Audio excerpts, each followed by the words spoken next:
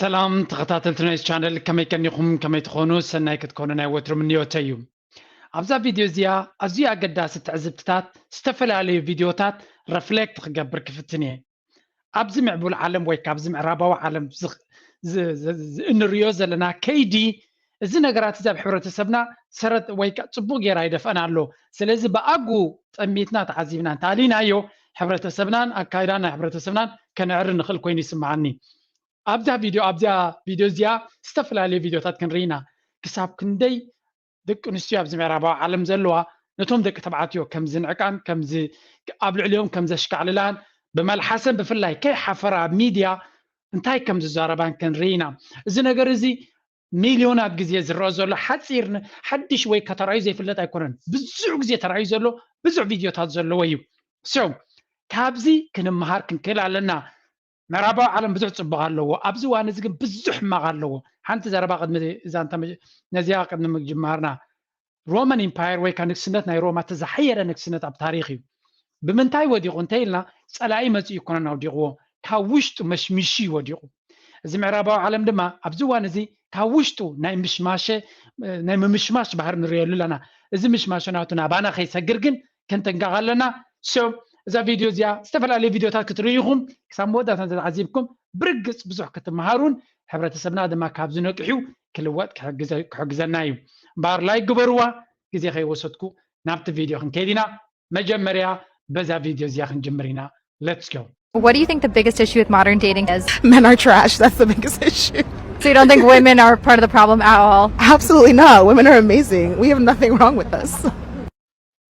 ታሕቶ እንታይ ለሓቲታታ እንታይ ኣብዚ ግዜ እዚ ኣብ መንጎ ዝምድናታት ዴቲንግ ማለት ወድን ጓልን ፆታዊ ዝምድናታት እንታይ ዘሎ ትፀገም ፍቅራዊ ጉዕዞ ምስ በለታ ደቂ ተባዕትዮ ጓሓፍ እዮም ጥቕሚ የብሎምን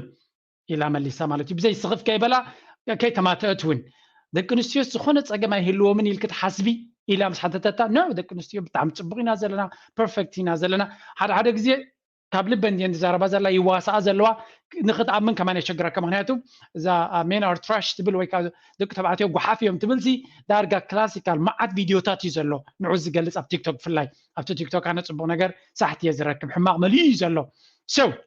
እዚ ነገር እዚ ኣብሶሉት ጌጋ እዩ ኣብ ዓለም ወድን ጓልን ማዕረ ዝነብሩሉ ኢንፋክት ብሃይማኖትና መጀመርያ ወዲ ተፈጢሩ እታ ጓል ንሰይቲ ድማ ሓጋዚት ደጋፊት ንስኮኖ ካብ መሰንገሉ ኣምላኽ ኣውፅኡ እዩ ሂብዎ ኢና ንብል ስለዚ ሓጋዚቱ ክትከውን እዩ ሂብዎ ኣምላኽ እዚኣ ገዲፍካ ግን ሎሚ ማዕረ ሓሊፍካሲ ደቂ ተባዕትዮ ጓሓፍ እዮም ኣብ ምባል ተበፂሒሎም እዚ ብርግፅ ጌጋን እዚ ኣካይዳ እዚ ኣነ ወዲ ኣየድልየኒ ሰብኣይ ኣየድልየኒ ዝብላ ተሓሳስባ ናይ ምዕራባውያን ኣዋልድ ንዓና ኣይጠቐመን ስለምንታይ ከም ዘይጠቕመን ዘሎ ድማ ክንርኢና ብዙሕ ቪድዮታት ክንርኢና ካልእ ኣብዛ ርእሲ እዚ ከይወፃእና ሓንቲ ንብዙሓት ሰባት ቫይራል ኮይና ኣብ ብዙሕ ዝተገበረት ክንርኢና ልክዕ ምስ ትኸይድ ካብኣ ትገድድ ብሓንቲ ዓባይ ሴሌብሪቲ ናይ ሆሊውድ ዝመፀ ዘራርባ ማለት እዩ Do you think men are important? Like for what?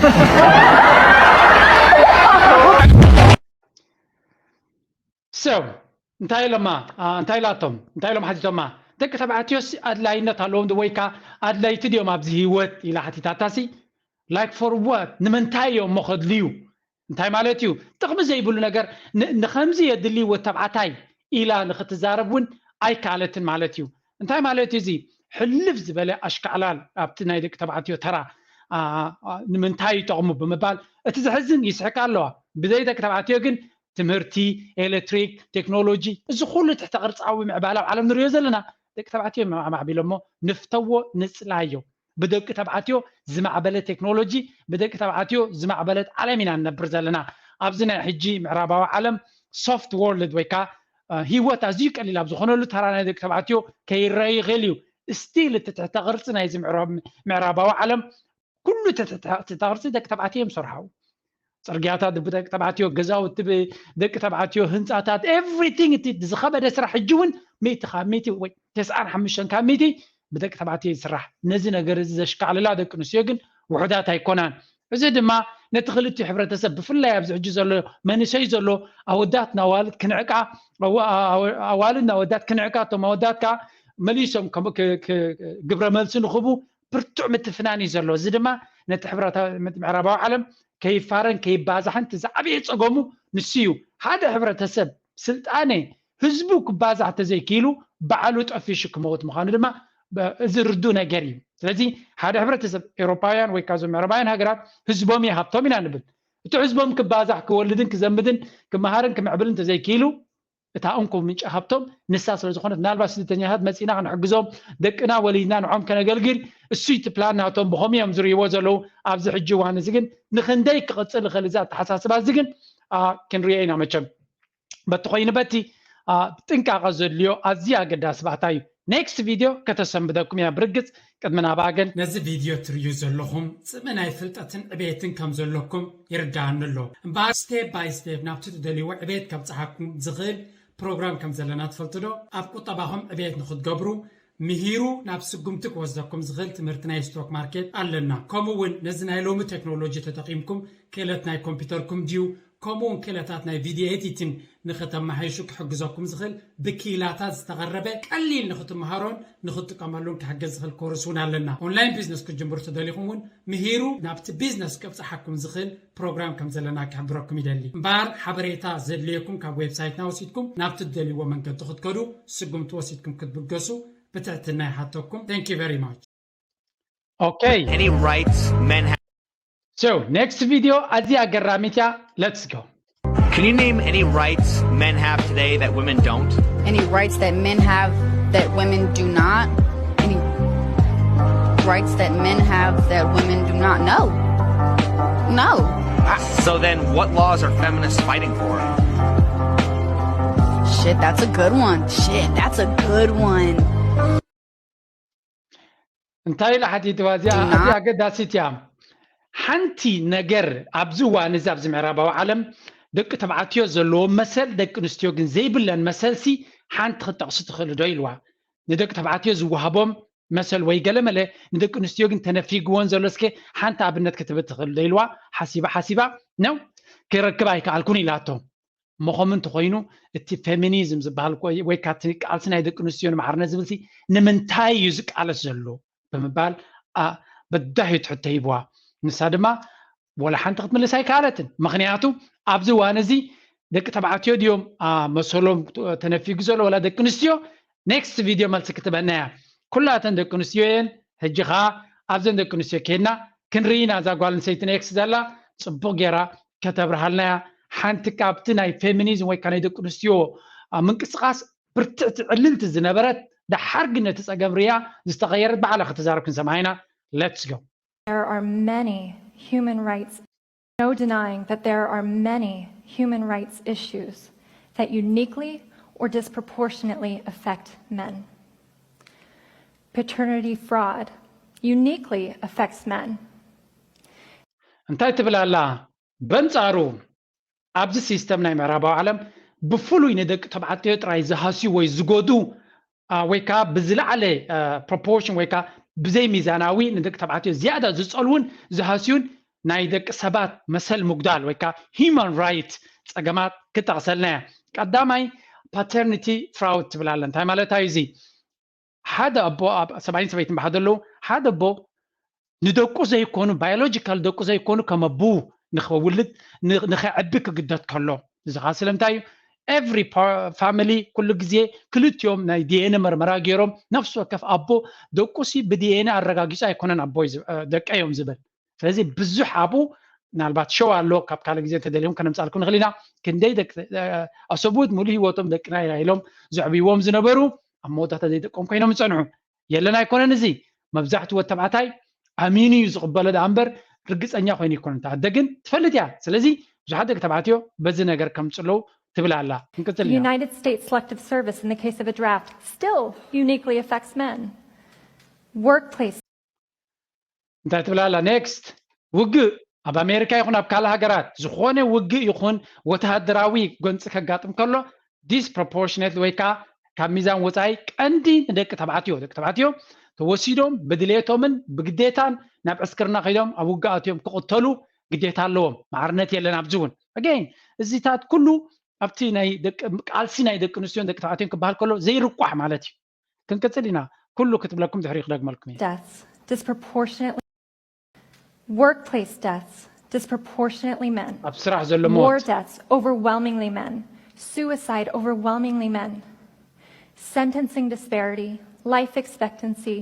child custody, child support, false ናብ ቤት ማእሰርቲ ዝኸዱ ኣብ ናይ ስራሕ ቦታ ብሓደጋ ዝሞቱ ኣብ ቤት ማእሰርቲ ብጌጋን ብቅቡዑን ብዝተፈላለየ መንገዲ ሕልፍ ዝበለ ናይ ቤት ማእሰርቲ ንምሉእ ህይወቶም ንሕልፈት ዝፍረዱ ሰባት ገበነኛታት የለዉ ማለት ኣይኮነን ግን እቲ ፕሮፖርሽን ሚዛናዊ ተወዳዳሪ men. Suicide, overwhelmingly men. ነፍሰ ቅትለት ክወዳደር ኣይክልኒ እዩ ሕልፍ ዝበለ ቁፅሪ ናይ ደቂ ተባዕትዮ እዩ ኣብቲ ነፍሰ ቅትለት ዝርከብ Sentencing disparity, life expectancy, child custody, child support, false rape allegations, criminal court bias, misandry. ምናልባት ብዓመፅ ናይ ደቂ ኣንስትዮ ዘጋጠመን ዘይጋጠመን ዝኽሰሱ ኣብ ቆልዓ ሰብኣይን ሰበይትን ክፍለዩ ከሎ ኣብ ቤት ፍርዲ ዘይሚዛናዊ ፍርዲ ዝያዳ ከባቢ 80 9 ሚእታዊት ነታ ኣዴ ዋላ ፀገም ከለዋ ዋላ ናይ ሕክምና ፀገም ዘለዋ እንከላ ኩሉ ግዜ ተካሰዲ ተሓላፍነት ናብ ኣዴ ብምሃብትን ቤት ፍርዳት ባያስ ከም ዘለዎ Failure launch, boys falling behind in education, homelessness, better ዘኻለይቲ boys falling behind ደቂ ተባዕትዮ ቆልዑ ኣወዳት ቆልዑ ኣብ ቤት ትምህርቲ ብሩይ ተድሕር ደቂ ኣንስትዮ እናኸዱ ከለዉ ዝኾነ ይኹን ዝግበር ነገር የለን ስቲል ደቂ ኣንስትዮ ዕድል ኣይረኸባን እናተባሃለ ንደቂ ኣንስትዮ ጥራይ ዝደፍእ ደቂ ተባዕትዮ ዓቕሚ የብሎምን ከምብቡ ይክሉን እዮም ከምዚ ይኮኑ እዮም እናተባሃሉ ኩሉ ግዜ ኣብ ፊልሚ ይኹን ኣብ ሸው እንተሪኢኹም ኣብዚ እዋን እዚ ዝበዝሐ ፊልምታት ጓል ኣንስተይቲ ብልፅቲ እቲ ወዲ ተባዕታይ ግን ቁም ነገር ዘይብሉ ዓይነት ድንዙዝ ዝገብሮ እቲ ሰብኣይ ከምኡ እዚ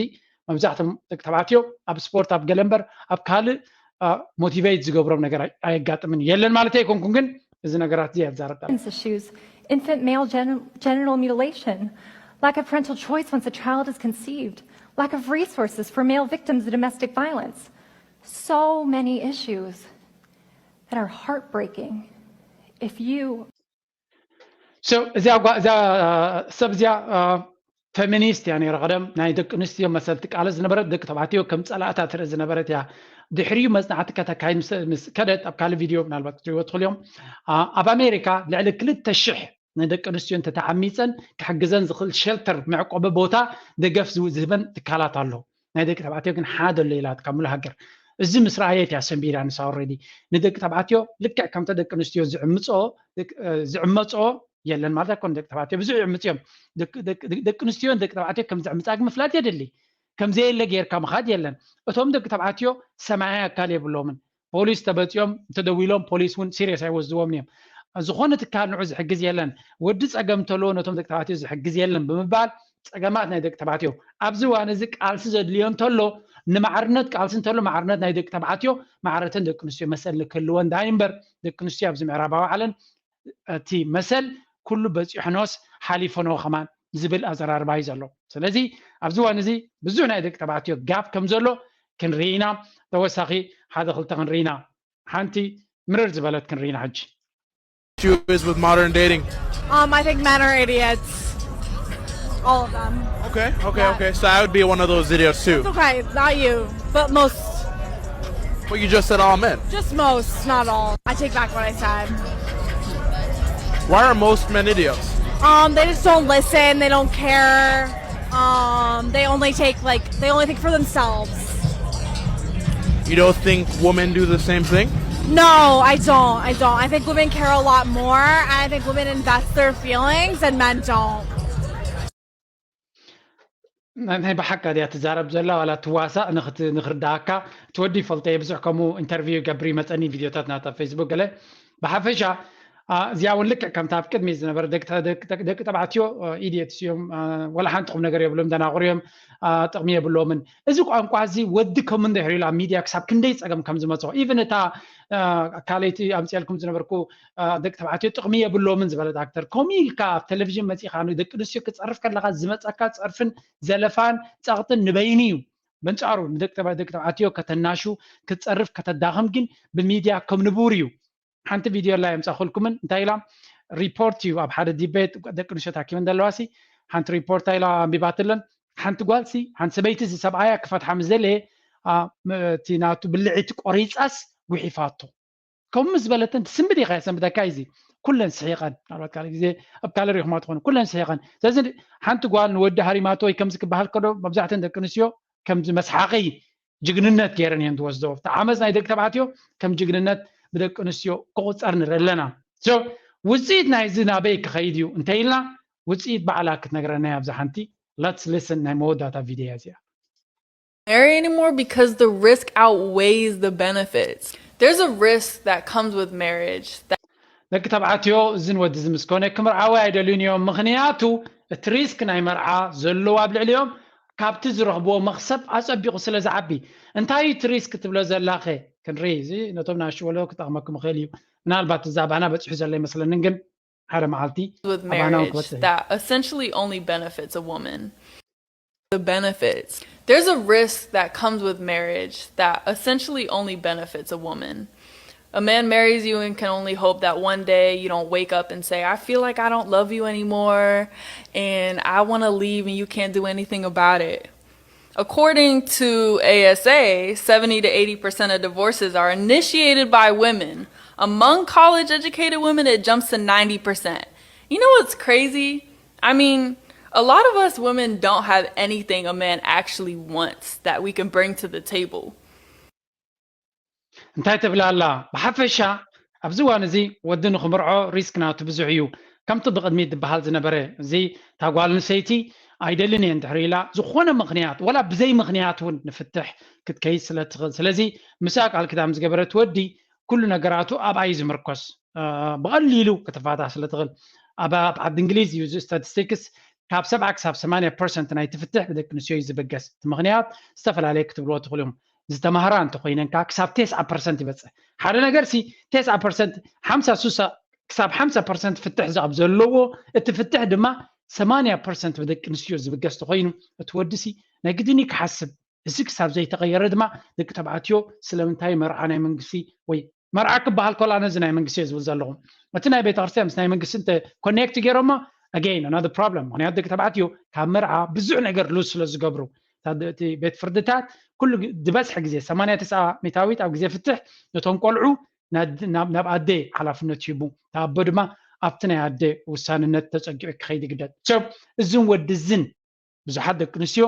እዚ መሰላት እዚ ከለዎን ገና ተዓሚፅና ኣለና ኢላ እንዛረባ ነቲ ፀገም ዝድለ ክቃለሳሉን ክዛረባሉን ኣይረኒም ዝሕዝን ክፋሉ ቶም ደቂ ተባዕትዮ ንመሰልና እውን ከምቲ ደቂ ኣንስትዮ ንቃለስ ዘይምዃንና እዚኣ ብዙሕ ግዜ ትነግረን ነገር እዩ ደቂ ተባዕትዮ ንጉድለታት ናትና ንፀገም ናትና ከምቲ ናይ ፌሚኒዝም ከም ናይ ፌሚኒዝም ኣንፃር ናይ ደቂ ተባዕትዮ ሙቭመንት የለን ጓላ እኳ እቲ ፀገም ጉሉሕ እንተኾነ كساب حجي أغالبه كركب كالن أمبار أستوعبنا عن كده حبرتسبنا عبد الرجال بتسعي يلن إلى زعمنا إذا سجمات زي يلن عم مرابع على ما حبرتسبنا يبلي اللغون إن جنرال جن أبتي سجم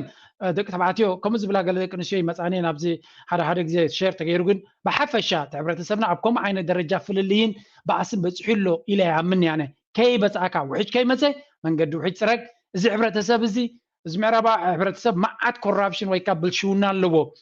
حماقوم علينا تصبق تمرتن سلطان تراي وسيدنا انتخيدنا كم حبرتسب تصبق كنكسل نغل ازيت علامه زي فيديو انت فتيغمو لايك جبروا نابكالو نغباصح لما ناتكم ريتابو كابزم كلهم فيديوهات نسخهم مساهم دس بلوتكم ويكا دس زي بلوتكم تلا فيدباك قدفو لي اب كالي كقبر كله اب قمت كتوه منتان شوف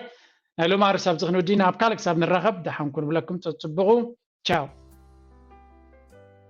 أبز زبان الزي عوت نخد كون سلستا قد السنة بتاعت يليونا مجمريا سريكا جنزب ممسات رادي كونس نتزم تانا يا جنزب باقباب حزنا باقباب كنوفرو كنكيل ألنا زدما ستوك ماركت كم قداما يمرج عايزمت مخنيات بوحد جنزب نبزل على عبيت كنكيس لنخل بوحس من قدي فليتنا ألالينا انتخيلنا نرجع حقس بروغرامنا لنا اتخالاي أكندي نتدو موسكا قطع بتوسخ السراح تقبر توسخ كيلتات نغتهنس كتبقاس لك مغنيات كيلتات كانت عابيم أتاويتات كعب سلازخل سلازي أبتر في جزينا كنمهارن كنعبن كنكلالنا أبتن خذوا قعزو كعجزونا زغلو اتصال سايدما حدش من جوتوت كون الناس خل بيزنس كنهنس علينا إذا ما بتستمهارنا كيلت كون خل بت أب هوبنات ناس تمركوسك كون خل ነዚ ንኽንገብር ክሕግዝ ዝኽእል ብዙሕ ፕሮግራማት ኣብ ድራር ህይወት ቀሪብና ልኩም ኣለና ምስ ኩነታት ናይ ህይወትኩም ብዝሰማማዕ ከድልየኩም ዝኽእል ኮርስ ወሲድኩም ናብ ዕቤት ንኽትብገሱ ድማ ብትሕትና ይፅዋዓኩም። ቴንክ ዩ